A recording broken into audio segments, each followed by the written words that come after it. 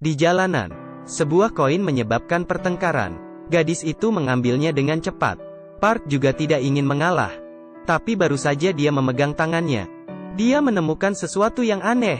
Jari gadis itu patah. Jika tidak dirawat segera, maka akan menjadi rusak. Setelah melihat sekelilingnya, dia merebut es krim anak kecil. 2-3 kali dia habisin. Dan juga mengambil karet gadis itu.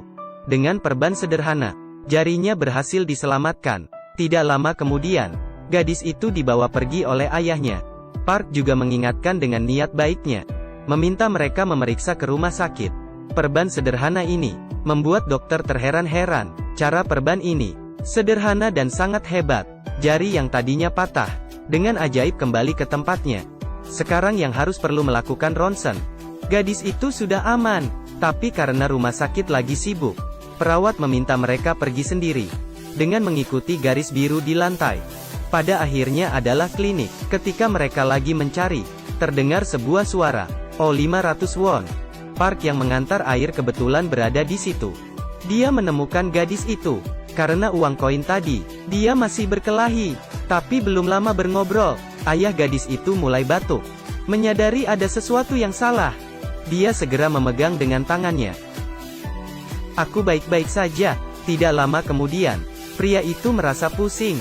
Mukanya juga terlihat pucat. Kesadaran juga mulai memudar. Melihat kondisi ayahnya, gadis itu bergegas mencari dokter. Tapi baru saja tadi, terjadi kecelakaan lalu lintas. Banyak pasien yang diantar ke rumah sakit. Para dokter sangat sibuk. Dan tidak ada waktu menghiraukan yang lain. Bahkan ketika gadis itu menarik, dokter juga tidak menghiraukannya. Saat dia hampir putus asa, gadis itu berteriak dengan kuat. Akhirnya semua orang melihat ke dia. Tapi karena dia seorang gadis kecil, mereka kembali ke kesibukan masing-masing. Di luar jendela, Park melihat semua itu. Gadis itu sangat putus asa. Tidak lama kemudian, pria itu terjatuh. Dengan cepat, Park dengan berani menolongnya. Suhu jari, melalui tubuh pria itu. Penyakit dalam tubuh pria itu muncul di pikirannya. Jantungnya berhenti. Saat itu juga, dokter juga menyadari pria yang jatuh itu. Dia mendorong Park, dan dia ingin membawa pria itu pergi diperiksa. Tapi waktu tidak bisa ditunggu lagi. Membuang 1 detik saja, bisa membuat pria itu dalam bahaya. Park sangat emosi. Dia terus berteriak, meminta perawat membawakan peralatan. Terdengar suara aliran listrik. Jantung pria itu perlahan berdetak kembali. Meskipun sudah melalui krisis, tapi bahaya belum selesai. Operasi harus segera dilakukan. Tapi di rumah sakit yang sibuk ini, mereka tidak bisa mendapatkan dokter operasi. Melihat wajah dokter magang yang cemas, dan ekspresi putus asa dari gadis itu, maka dia harus melakukannya. Saya sangat mahal.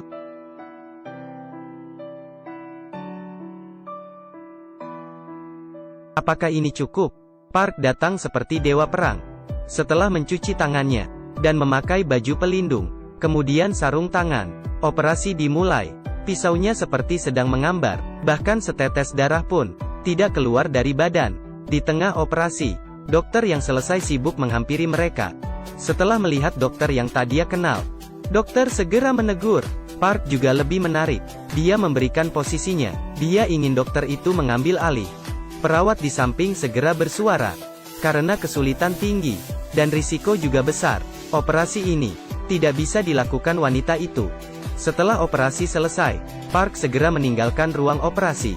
Namun saat dia baru pergi, sekelompok satpam menghentikannya. Tidak ada cara lain. Park hanya bisa lari. Susah payah dia berhasil kabur. Tapi dia tertangkap oleh wanita itu lagi. Tanpa omong kosong, dia langsung menamparnya. Dan saat itu juga, pasien mulai batuk. Dokter magang tidak yakin tentang penyakit ini. Dia menelpon wanita itu. Ini sindrom otak. Disebabkan oleh peningkatan tekanan sistolik arteri paru. Suruh mereka suntik magnesium sulfat. Setelah obat disuntik, kondisi semakin membaik. Wanita itu tidak tahu, operasi seperti ini sudah dilakukan Park ratusan kali. Meninggalkan wanita itu, Park segera pergi. Namun saat dia di pintu keluar, seorang dokter menghampirinya. Setelah diikut sepanjang jalan, dokter itu mampir ke rumah Park. Dia di sini untuk merekrut Park. Di ruang operasi, keterampilan medis Park membuatnya terkejut. Jika orang ini bisa bergabung dengan tim medisnya, pasti akan terus bersinar di masa depan. Tapi meskipun ia terus memintanya, Park tidak mengatakan ya, hingga saat dokter mengeluarkan uang. Dasar kamu. 10 juta won, 20 juta won, 30 juta won, 40 juta won, 50 juta won. Tidak ada cara lain.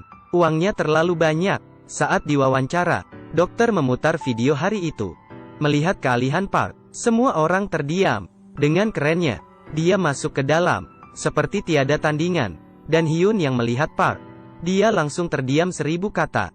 Setelah pengenalan sederhana, dia sudah masuk bekerja. Dan hal pertama yang harus dilakukan adalah mencari masalah dengan Hyun. "Hai Profesor," jawab teleponnya. "Saya Hyun, bagian ahli bedah." "Kerja yang bagus, Dr. Hyun." Tamparan sebelumnya, seperti sudah dibalas dengan cara ini. Setelah bercanda, Park pun bekerja dengan serius. Dan wanita yang terbaring di ranjang ini adalah ibunya Hyun. Dia menderita kanker. Dia sangat menderita dengan penyakit ini. Untuk mengakhiri rasa sakit, dia memutuskan untuk tidak mengobatinya lagi.